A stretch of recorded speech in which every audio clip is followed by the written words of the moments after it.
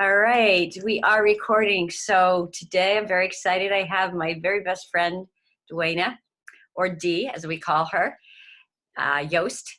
And we're going to talk a little bit about how she's dealing with this lockdown and a little bit about her life and things. So, Dee, I'm going to unmute you and bring you in to the gallery. Hi. Hello. Hi.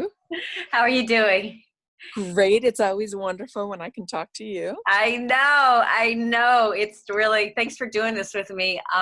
This idea of just, we're going through, this is like our, World War I, World War II. Like none of us have ever experienced something that has been so all-inclusive for everyone in this country. The world. And the world. Yeah, the whole world. And I'm just thinking about how we are in this country dealing with it, and also how this is something that we will remember that we've all done together. And I'm just documenting it just a little bit to see how people are handling it. And I'm starting with my favorite person in the world, which is you. And, so I can see you're outside. What is it like there? Well, tell us where you live. Let me live in Utah, in northern Utah, and spring is just kind of beginning here. My lilacs are just starting to bud out. Some of the trees have, like little blossoms that are starting and green leaves, and others quite don't. I'm sitting out here with Scouty, my youngest child. Hi, Scout. Hey, Scouty. What are you doing? He loves being out here with me. And it's a little chilly and windy, as you see. In fact, if it gets too much, I'll go in, because I know that will, if you find that it's hard to understand me. But it's a beautiful day. Blue skies. It's going to get warm, but not hot. Although I think it may be getting hot in the next couple of days. So, which I don't like. I don't want it to be cold, and I don't want it to be hot. I like it to be just right. So I just want to say, anybody who wants to go on vacation with Dee and wants to stay in the same room with her, be prepared to wear your winter pajamas because she keeps it so cold. Not cold, just right. That's right. And the thing is, you can always put clothes on, but there's only so many you can take off. So that's right. That's right. I love you. I will put any clothes on for you if need be. And I have extra clothes if not. Well, so I'm just going to get to some of these questions, and we'll just see how it goes. So, like, all right. Well, what does your life look like right now? Like the same thing over and over again. This morning started out really pretty exciting. I went and I picked up my grocery order. I only shop once a week, which is really a change for me, because I love to cook and I love making wonderful, tasty, creative stuff. And I am entitled enough that in the middle of cooking, or if I just get a thought, oh, I want to make this for dinner in 30 minutes, I'll look at, a recipe, get some ideas. I usually don't follow a recipe, but I'll use it to kind of be a guideline, like, oh yeah, I want to do that. If I don't have something, I run to the store, and I just get it. And I'm not doing that now. And so I only am doing online shopping. I'm not even going into stores because I'm high risk. I have asthma, and it's like, could I go into stores? Sure, be careful. But if I don't have to, so I've had to adjust that way. So I go online, I order a lot of things that I want, might be out of stock when I put the order in. You have to pick a day, usually several days away, for a pickup time, because, they only have so many pickup times. And then when you get it, it's kind of like a scavenger hunt, because you find out, oh, they substituted this for that, and they totally were out of this by the time I got the order. So, and then, I make food. And it's also the other thing that's hard. I only have two people in the house besides me. I have Eric, my husband, and TJ, my child, who is almost 16. And I Hair, love, by the way, has grown very, very long. I just saw him this morning. I can't believe it. I think it's like yes, down to here now, isn't it? it's very long. He can take it and touch his chin with it. Yeah. But anyway, the thing, I love cooking for them, and they're very appreciative, especially Eric. I mean, he's a joy to cook for. He's a smart man because he tells me how much he loves my food. So, it gives me incentive.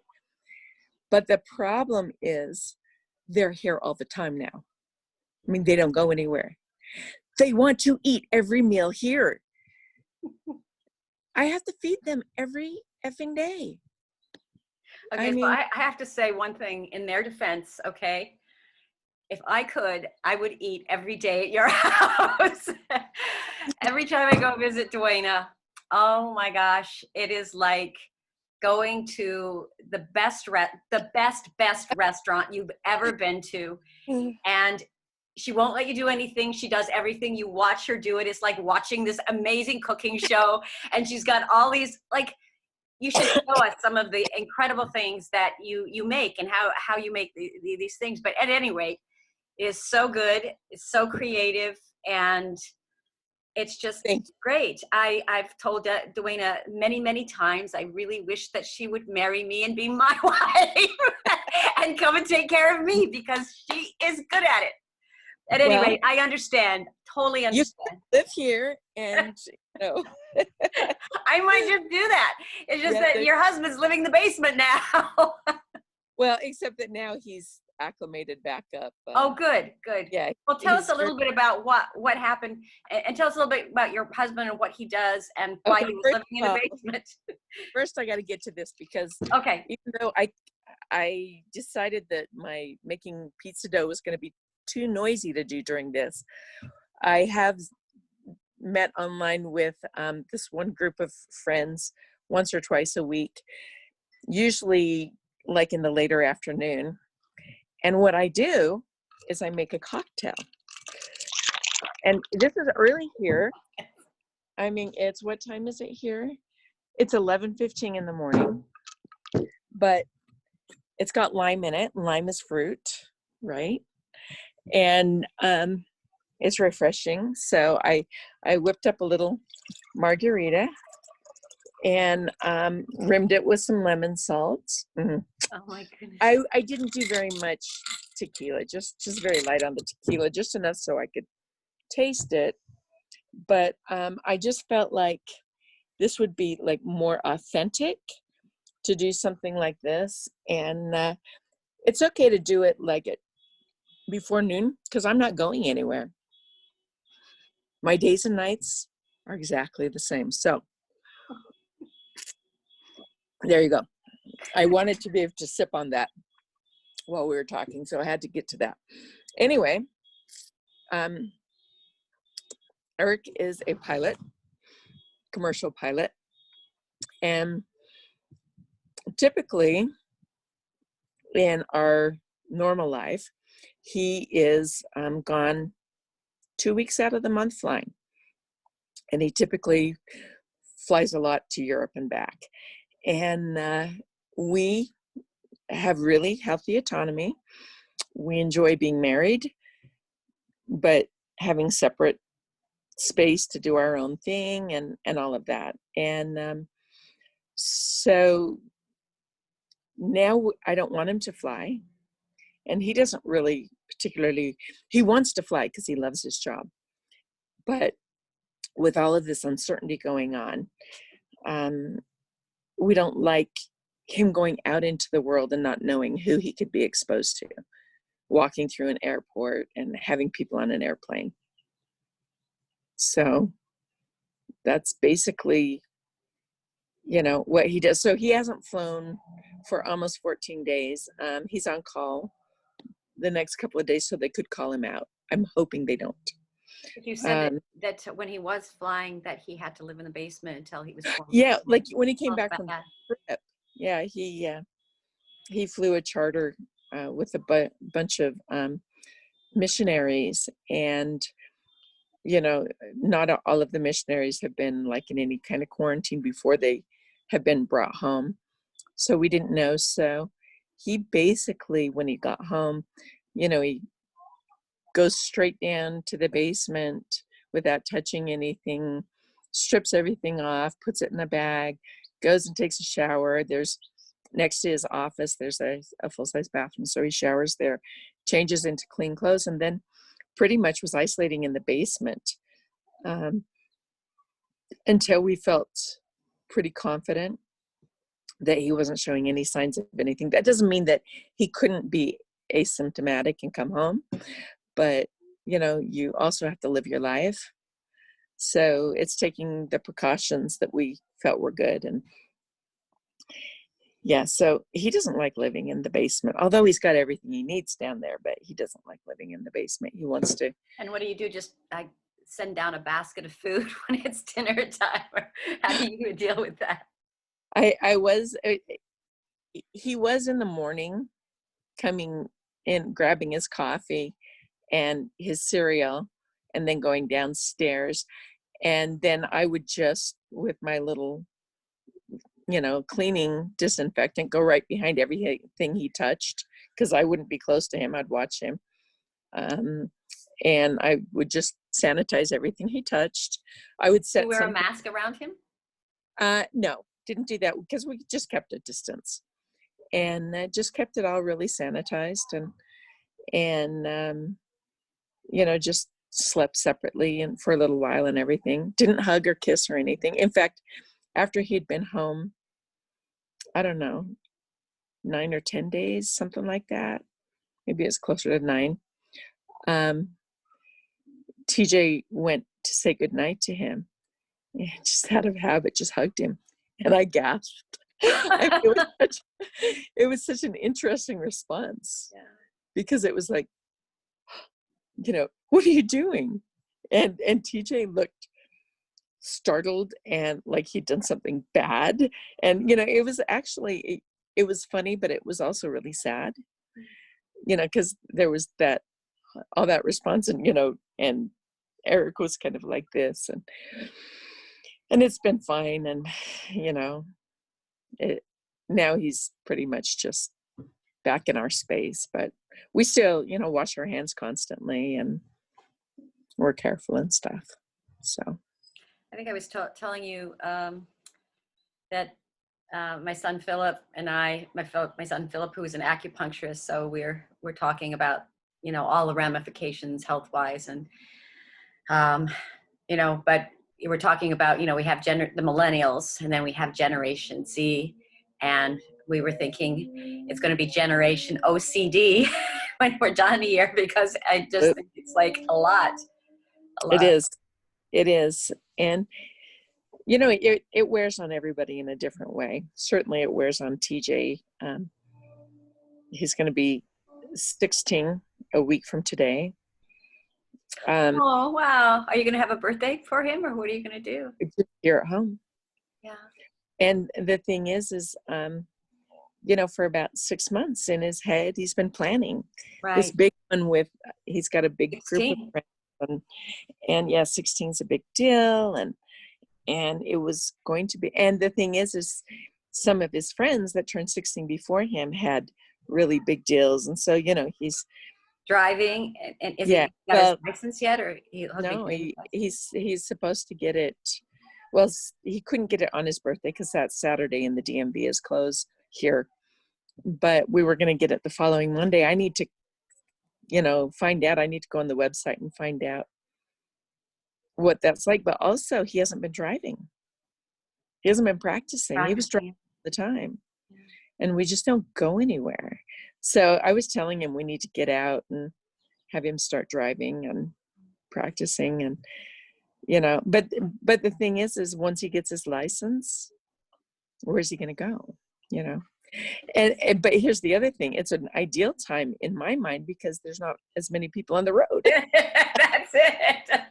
You know, You so can it's like, really go out and drive. Yeah. yeah, Yeah. yeah. So, It's true. and you know, I told him that for his birthday, we would have a do-over, you know, in a few months when things are more opened up and safer and everything. But you know, that's kind of where we're at. Is he able to see any of his friends online or anything? You know, it's funny with his age group, or at least with his particular group of friends, they're not doing any of the Zoom or FaceTime or anything like that.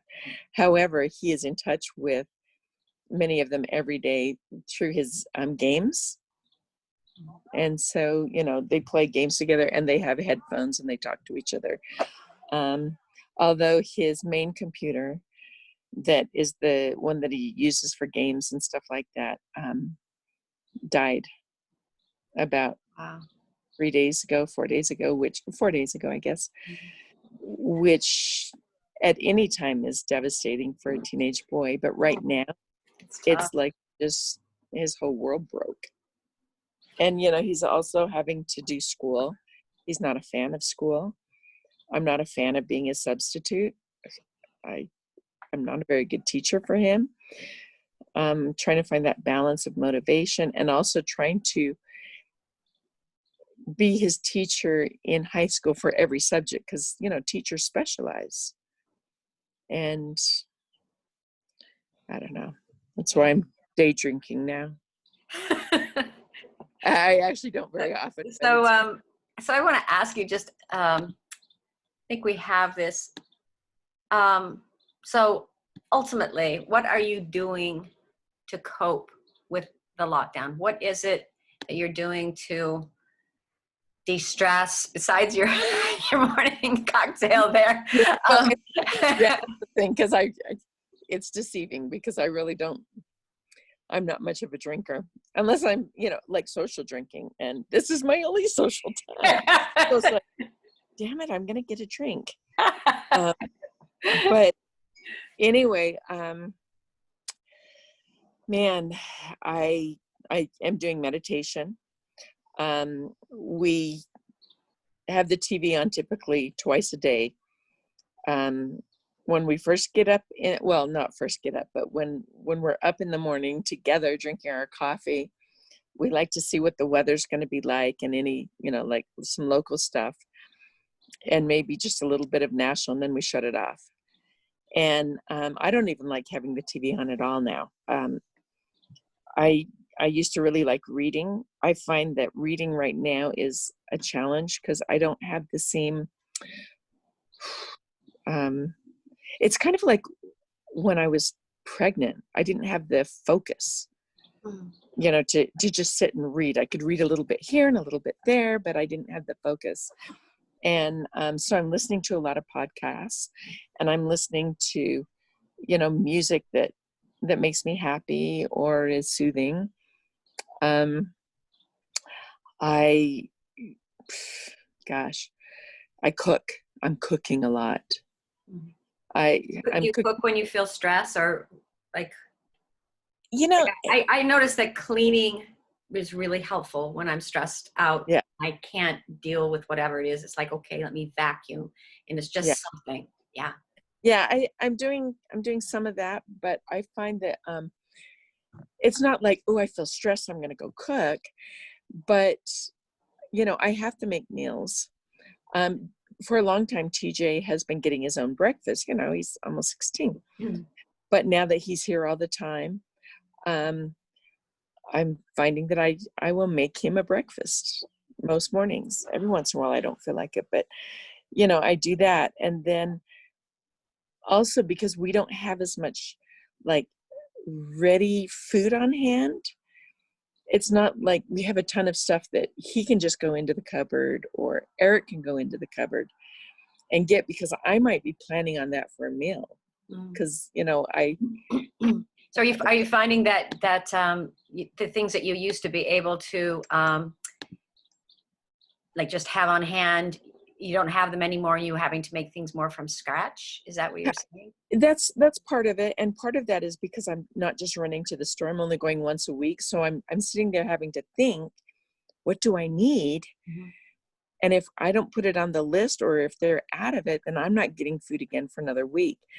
And so now I have some things that it's like I've kind of reserved for some meals, because when I was doing my shopping list. And so in order to protect my ingredients for my dinners, I find, especially for DJ, I love that how you said protect my ingredients. that's what it feels like. I feel like a dragon. It's no, you can't have that, that bread, because I'm planning to do this with it. So let's see, what do you have? Okay, you have this and this and this. The things that I'm trying to keep in stock that he can do himself easily, which there's no nutritional value, but he's growing like a weed and he needs quantity. He gets enough quality with breakfast and dinner. He'll make a lot of like boxed mac and cheese or ramen, sandwiches.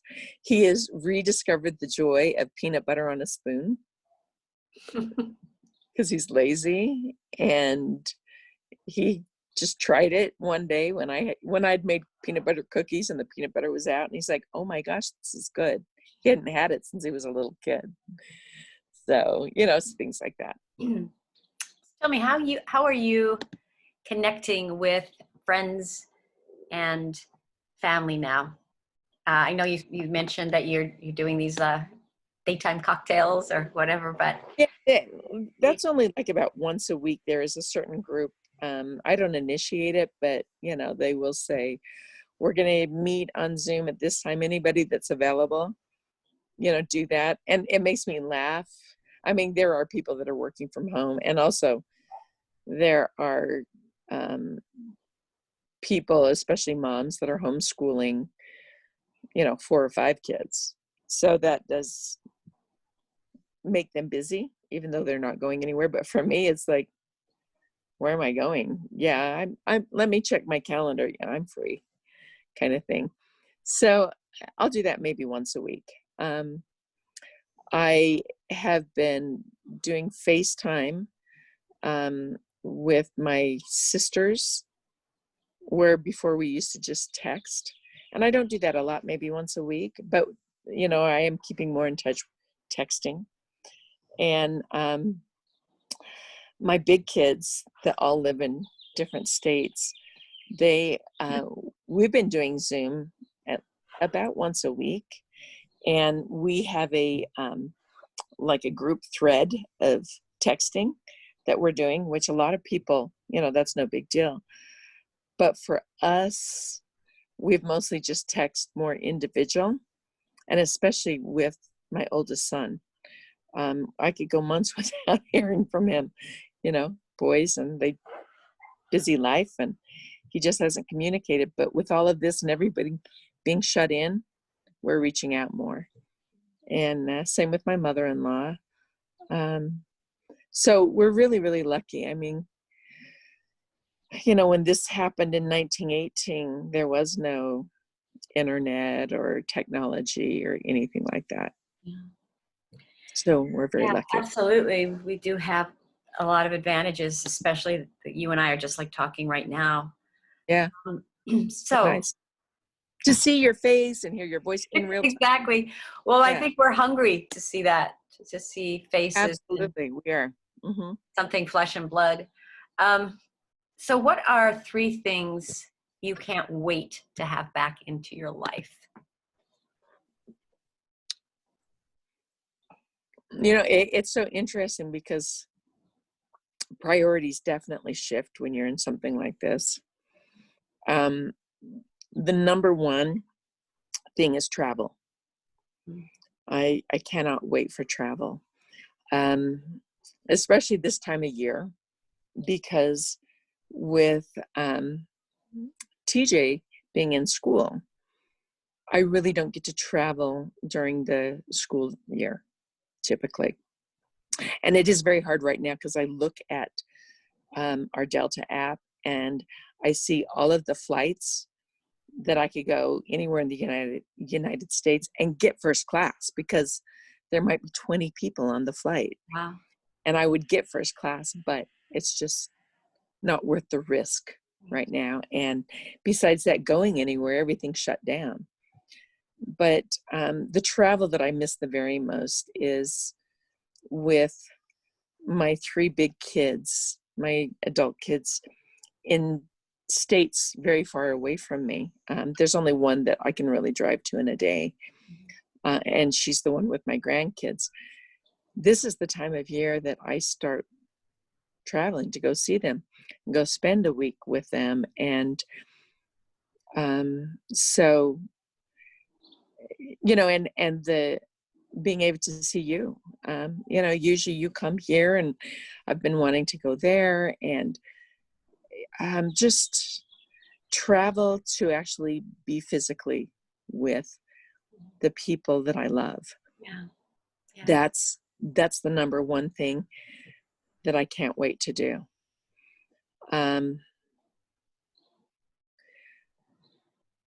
I included with that is, because it's all part of the same one, I cannot wait to be able to just freely hug people I love. Because, like, my brother lives 3 miles away. His sweet wife has MS, so we're super protective of her.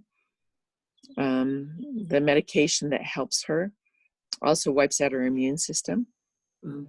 And so I haven't seen them at all, but last time I saw them, a bit ago, you know, I just went and I dropped something off, and then I knocked, and then I stood back, you know, 10 feet. And they came to the door, and we were like 10 feet away, and we talked. And there isn't even a thought of hugging somebody, especially initially when we didn't know if we'd been exposed. Other than if Eric flies again, I feel very confident I'm not now, because I'm not seeing anybody up close. I'm not going anywhere. So that's yeah, hugging, traveling, going to the store just to get what I want when I want. There are a lot of things I want to try cooking, and I just don't have all the ingredients. I might have all but one. Yeah. But it's important, like yeast or something.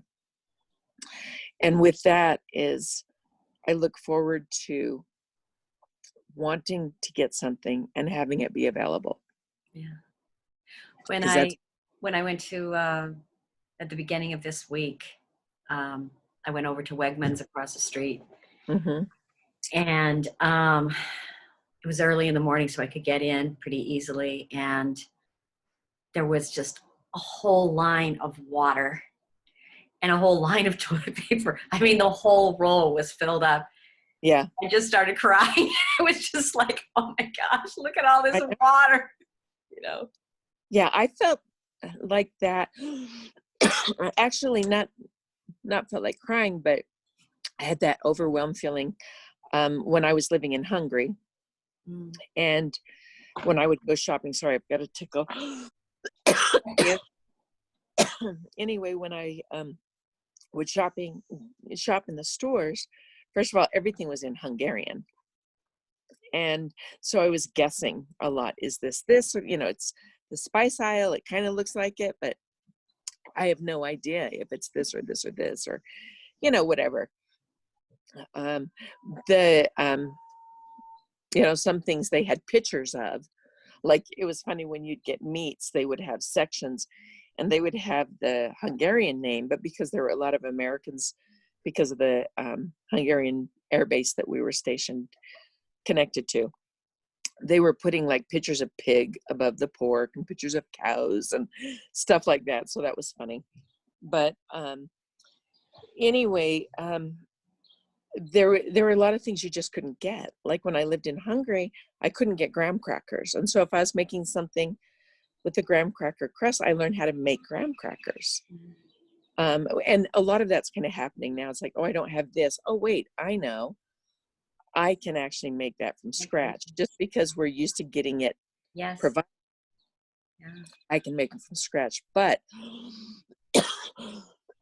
it was interesting because when I would come in the summer to visit my kids and I'd go into an American grocery store, they would have an entire aisle of just chips. They would have an aisle of just cereal, of just drinks. Now in Hungary, they had aisles, and an aisle of drink, but it would be like wine. That was kind of fun. But like soda and stuff like that.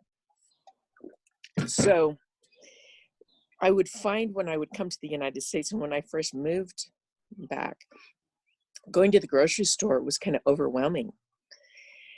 They were big, and they had aisles and aisles of things, and it was like so many choices that I would just stand there, and I would end up not getting something because it was just like, it's just too much. I had to make an adjustment. Yeah. Excuse me. So, I think that I will probably feel a little bit of that feeling. A little bit, yeah. Yeah, I because know Hungary right now, it has had really difficulty with the virus, right? That they are, at least that's what I heard on the news. Do you keep up with? it's not as bad as many states. Yeah. It's not as bad as the States? You're saying Utah? No, Hungary. Oh. Hungary, I heard on the news, has had a pretty difficult time. Yeah, they have, part of it is because of just the way their society is set up. But I just know that that my one daughter's boyfriend flies for UPS, and when he went into Budapest several weeks ago, their crew got onto a van that took them to the hotel. And at the hotel, there were police there that escorted them each to their own room. Wow. And they had to stay in their room until it was time to go back to the airplane the next day. Wow. And they were like locked in. Now they could get room service, but they couldn't go outside, and they couldn't do it. And so I think, but they have also the kind of society they could kind of do that. Yeah, right. Yeah. Different in here. Well, I want to ask you another question. What are 3 things you don't want back into your life after the shutdown is over?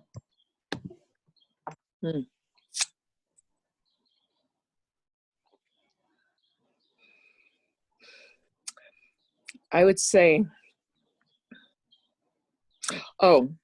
the third thing I was going to say that I didn't say, because this is one of the things I don't want, the opposite. I'm looking forward to sending my child to school.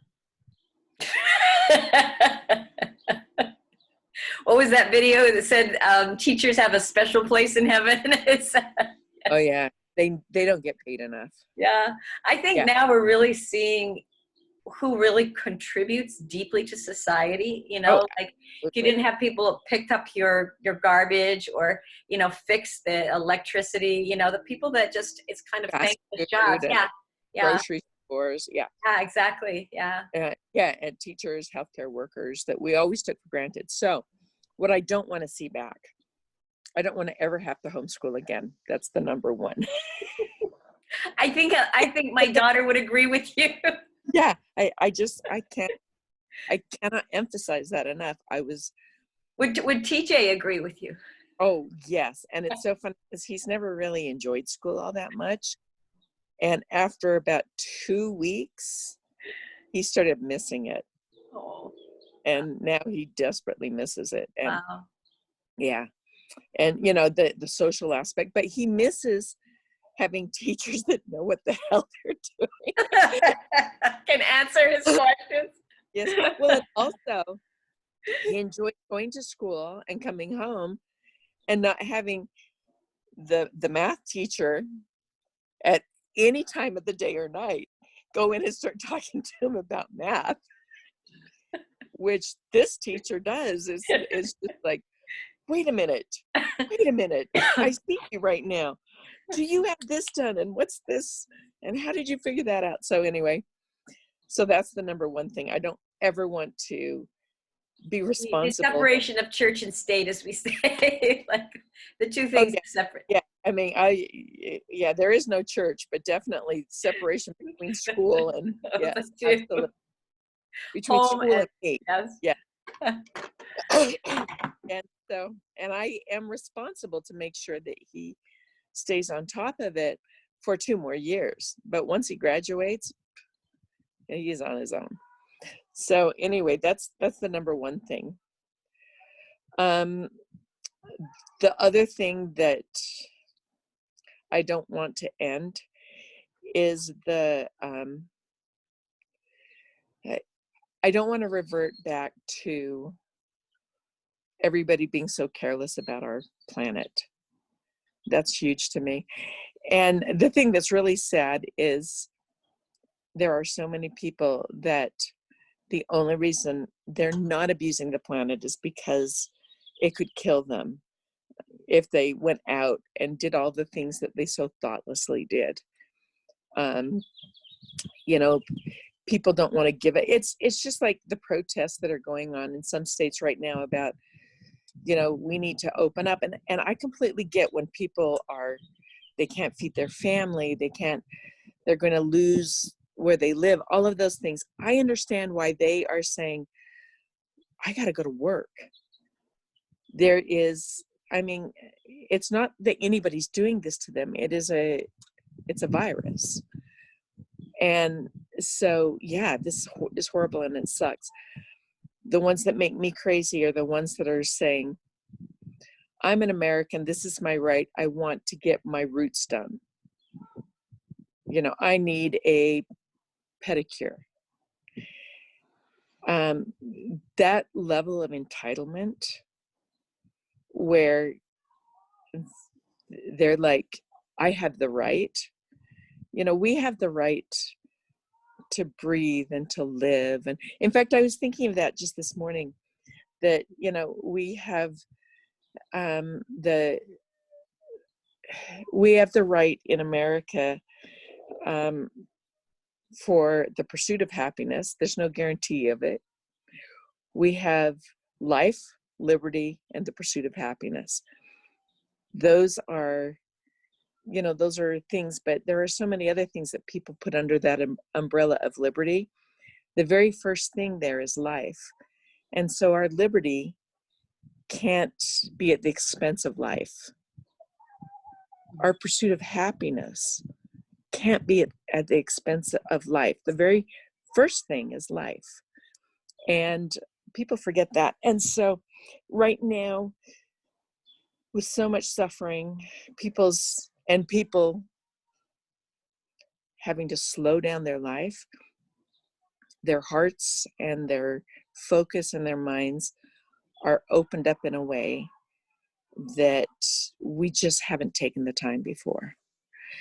And so the level of compassion and the many acts of kindnesses that people are doing, the sacrificing, it's such a beautiful expression of our humanity. I'm really sad that is most likely going to a lot of it just not be as important. Once people get to focus on their pursuit of happiness, So that's, school, the environment, and the compassion. Those are probably the 3 biggest things I don't want to see go away. Go away, yeah. Ever. Mostly school. No, I mean, you notice when we talk about school, I drink. And I'm thinking there's so little tequila in this but maybe I should just top it off. I don't know. Your son might like a teacher who's a little who's had a glass. It's Saturday. I don't do school on weekends. I weekend. I don't care about I it. weekend on weekends. I like it. I don't I teach. know. It is really important though to sort of try and keep some normalcy and have days that are different than others. I really have noticed that for myself, to make sure that weekends feel like weekends, Yes. rather than weekdays. So I think that's really good. I was telling that to the dog this morning when he was cuddled up Scout? to me. Yeah, I said, Scout, it's Saturday. That means TJ's going to be home with you all day. What will Scout do when he goes back to school? That's going to be all the animals in the world are gonna get depressed once people Well, go. no, half the animals. The dogs will be depressed. The cats will be celebrating. That's right. It's like, finally got rid of that. Yes. It's like we've had way too much alone time together. It will be the dogs, and dogs will have to go to therapy, and Yep. they'll have PTSD, and that's They'll be clingy and needy. and needy.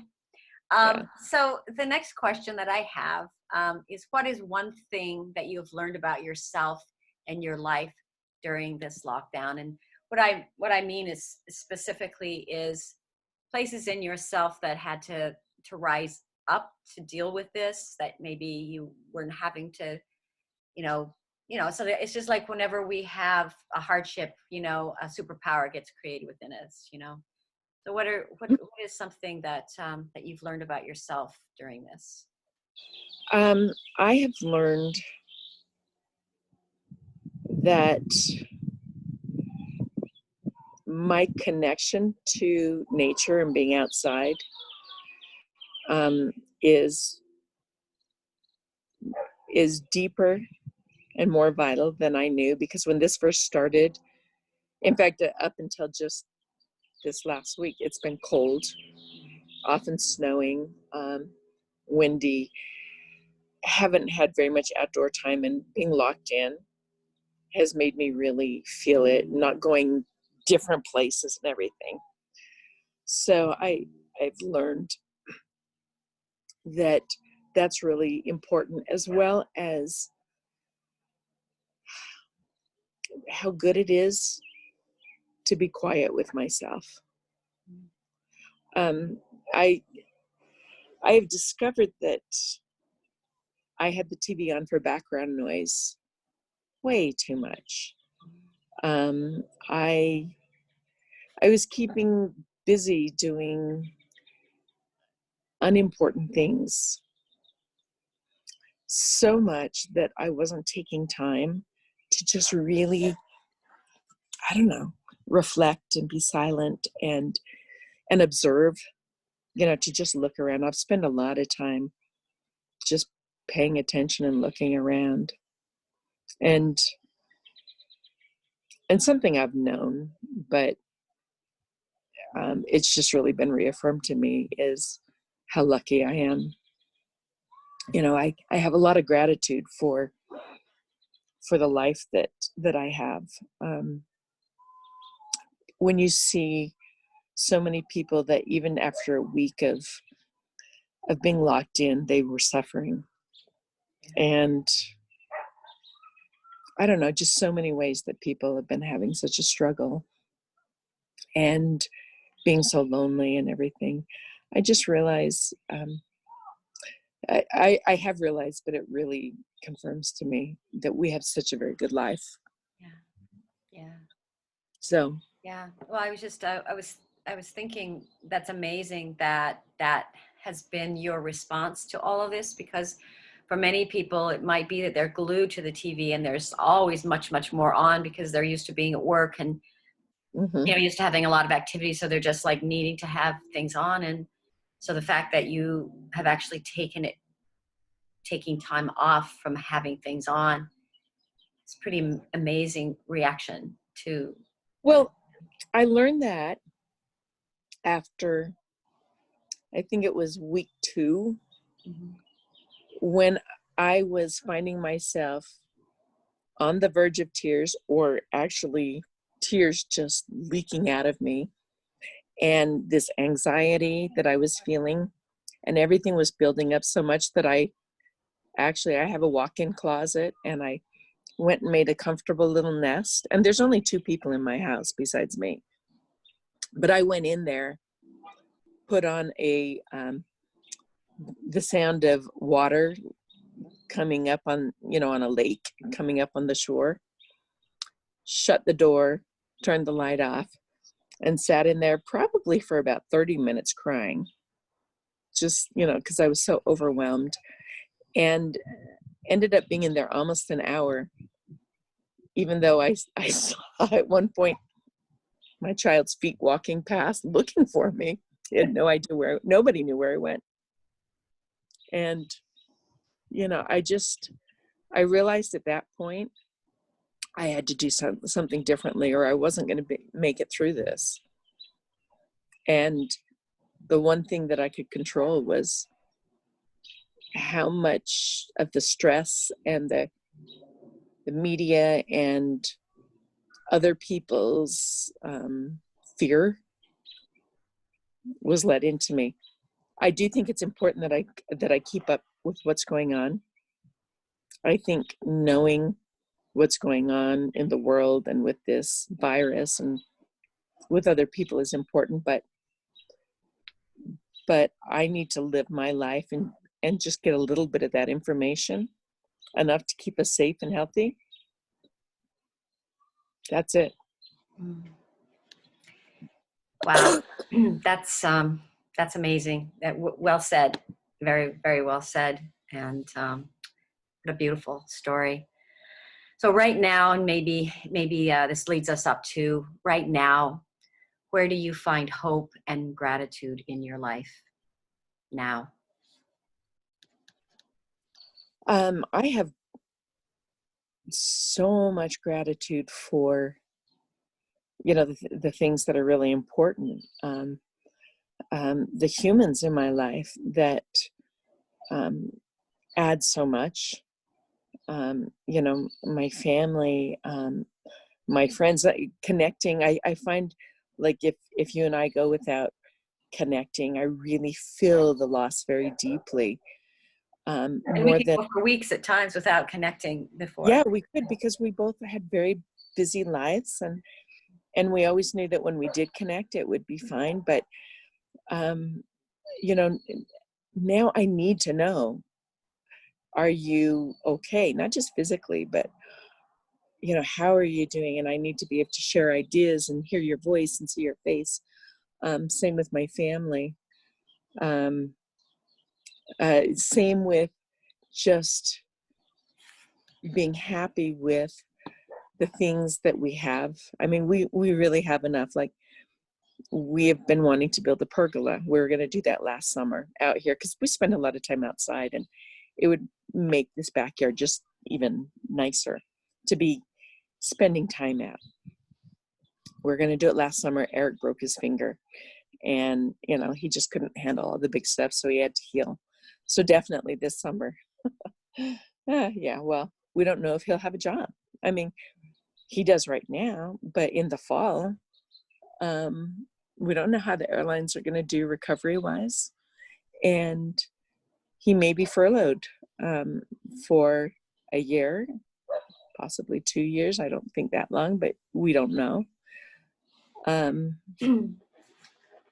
got a lovely yard. I don't need a pergola. If we get to a point where all of our needs are taken care of, yeah, we might build one, but it's not a priority. And so that's one of the things with my gratitude is,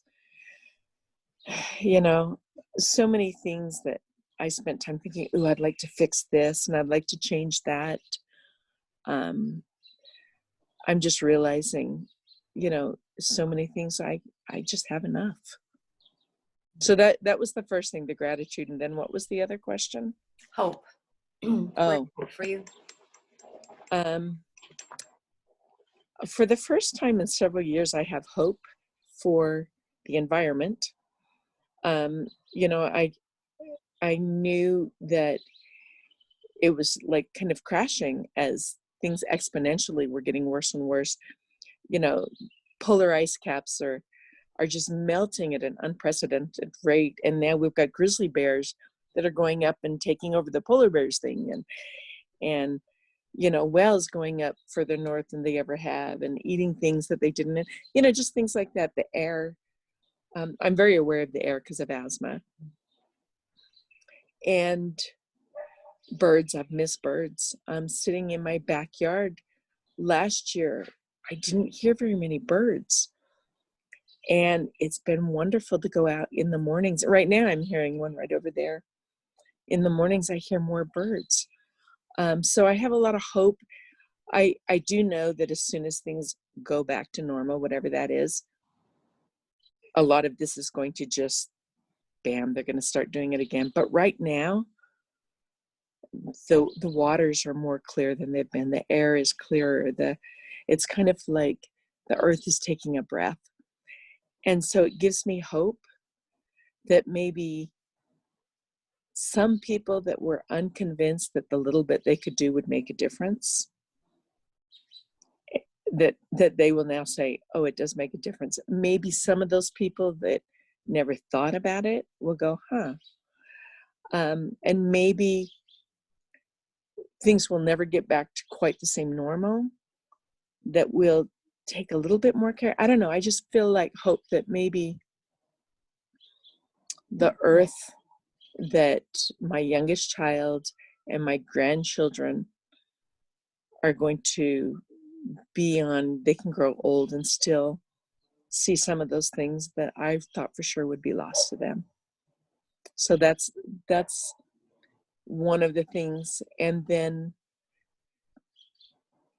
I don't know, just, I hope so much that having something that affects the entire world, and we have paid a little bit more attention to people outside our own little space, city, state, country, that maybe we will take a little bit more care with each other. That's my hope. Beautiful. Dee, thank you so much. It's just been amazing to listen to your journey. And I want to ask you all these questions next time. I'm thinking to myself, I would never be able to answer them as well as you just answered them, and just what you said and what you've been through. It's just so thoughtful and heartfelt. So thank you for taking this time, and let's just stay in touch. We'll see where we are in a week or a month or. We'll do that. Yeah. And maybe next I'll be cooking something that's not so noisy. Yes. Yes, we'll have to do one, and you can do it. Teach us something really fun to do. By the way, this is not as huge as it looks when it's right close to the camera. I've noticed. Oh, sure. Yeah, like when I have it right here, it looks like I need two hands. You need about a gallon of. Yeah. It's been delightful. Thank you. Always wonderful talking to you. Yeah. And talk to you soon. All right. Love you so much. You. Take care. Bye-bye. All right. Bye-bye. Bye.